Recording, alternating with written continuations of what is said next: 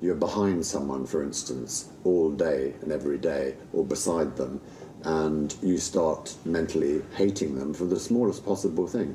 My main colleague over the last 20 years and good friend, Mike Stroud, told me, sitting in a pub in the UK, that the year before, when we were up by the pole, and he was travelling behind me, he spent that particular day planning how he was going to shoot me and where he was going to dump the body.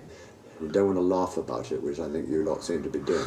OK, now, the polar bear issue, I can't get whipped up about that, because every single night on it, even George Bush is now saying there are no polar bears left, so the chances of running into one must be almost nil. No, not on the route you'll be going to the pole. There's lots of polar bears around there.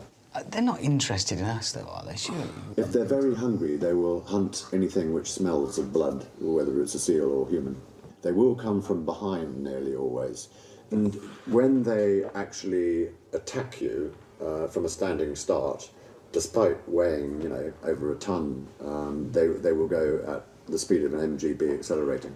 Then we moved on to frostbite, and Ranulph showed us what had happened to his hand after it had been immersed in polar water for just a few moments. And there's actually look at that, that's my left hand. So eventually all those red areas were amputated.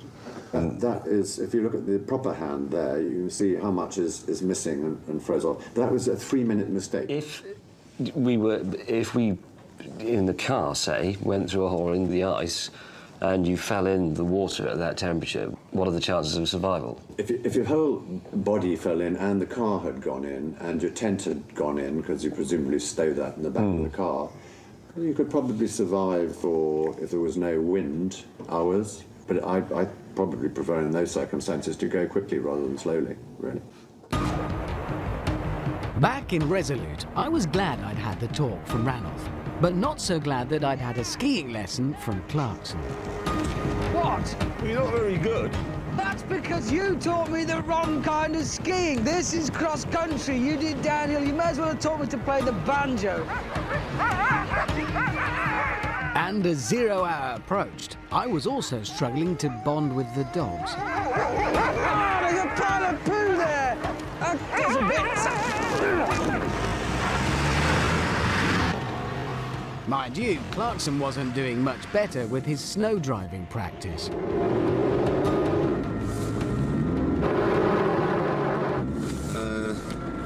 Right, nothing. And James was rubbish with a shotgun. Check. Whoa!